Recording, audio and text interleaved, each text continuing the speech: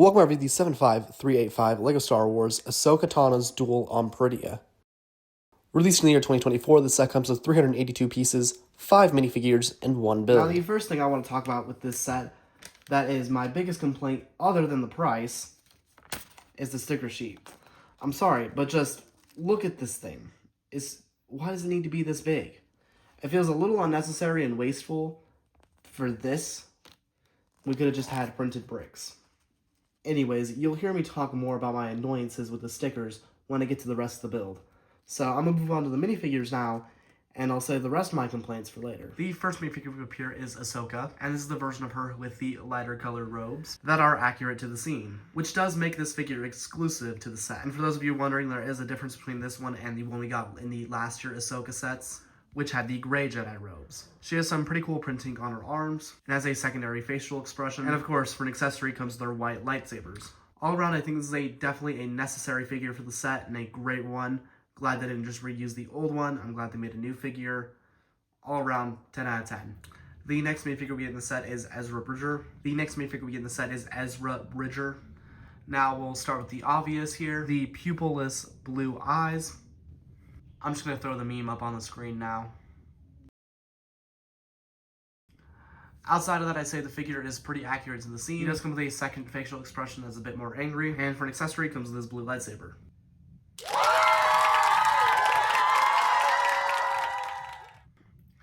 The next minifigure we appear is the long-awaited Grand Admiral Thrawn.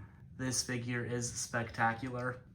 Starting at the bottom here, we have dual molded legs, finally, to help show his black boots that contrast against his white pants. Moving up to the torso, we have the printing of his Imperial rank badge, which a lot of people online were complaining is inaccurate. Look, people, just be happy we got a Thrawn figure. Moving up, we have his iconic blue face with the red eyes. He does come with a second facial expression, a bit more angry, and has the slicked back hair that fits perfectly. For an accessory, he comes with a small blaster, and without a doubt is the best figure in the set. The next minifigure we appear is Morgan Elsbeth.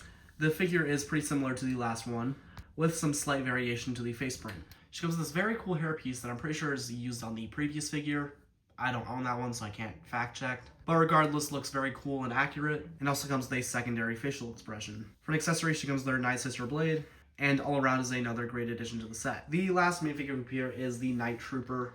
And look, there's nothing wrong with him, but it would have been a lot cooler if we would have gotten Captain Enoch in his place. Regardless, I still think he looks pretty cool. The torso, legs, and helmet are these classic Stormtrooper armor with the battered and tattered upness that it is in the show, with the gold obviously filling in the cracks and the red rope tying it all up together. And underneath we have a zombie face that only a mother could love. For an accessory, comes with a medium blaster, and all around, I think, helps round off these figure selection. I think the figure selection for this set is pretty good, coming with 4 named characters and about, I think, all 5 of these characters are actually new variations. So getting 5 technically exclusive minifigures in this set is not terrible. However, I think a 6th or 7th minifigure definitely would have helped out, with again being either Enoch, one of the Night Sisters, or Sabine Wren. All around though, still, it's very good, and I'll have to give the figure selection 8 or 9 out of 10. I'd say 8.5. Meet in the middle. So here we have the build of the set, and well, complaint time.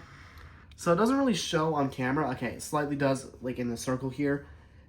These stickers are not at all even close to being the same color as the dark gray pieces. Not to mention that they're stickers, so it's impossible to line them up. As you can see here, I tried my best, and I think it looks pretty good, as you can tell there with especially these top 2 corners. I think I did a pretty good job, but let me tell you, I was not having it trying to do that. This is the worst building experience of my life. And the same could be said for the monoliths. Now with the monoliths, it's a little harder to tell that the stickers are the wrong color, because it's black, so it's not that easy. It's pretty hard to mess it up. But the lining up sucked. As you can tell, some of them look very awkward with the gap between the plates. I'm going to move on now. Behind each of these monoliths are these little gold poles. I don't know really what they're for. They're attached by a 1x1 clip. It's just the gold stick piece attached there on the back. I don't really know what it's there for. It's just pretty cool detail though. As you can tell, there's a bunch of rotating platforms on here, so you can have a bunch of characters fighting.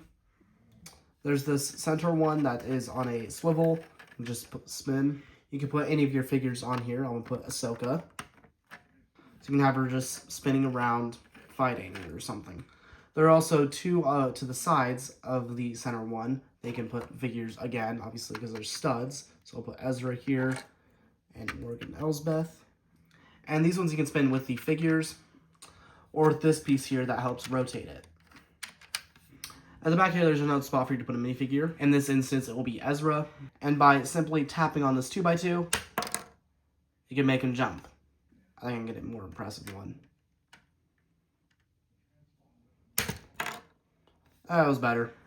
This is obviously, though, to replicate the jump that he makes in the show to Thrawn's Star Destroyer. Unfortunately, not included in the set, but you can imagine that's where he's jumping to, or just have him jumping up. Okay, I was not expecting that. Now, for $55, is this set worth its money? I say no. No, it's not worth its money. $55 is way too overpriced for this kind of set. I would accept this as a $40 set. Nothing more, maybe less. There's just not enough here to make it worth that $55 price. You're getting a pretty lackluster build that honestly doesn't look the greatest because of the stickers. And while we're getting 5 very cool and exclusive minifigures, and especially one with the Thrawn and obviously Ezra, that still doesn't justify $55. Honest opinion, I'll have to give this set a 6.5 out of 10. It's good, but not worth its money good. Let me reiterate that. The figures are good. So that's where we review the 75385 LEGO Star Wars Ahsoka Tano's Duel on Peridea. Hope you guys enjoyed this review. Leave a like if you did. Subscribe if you're around here. Hit that notification bell so you miss another video. And until next time, bye.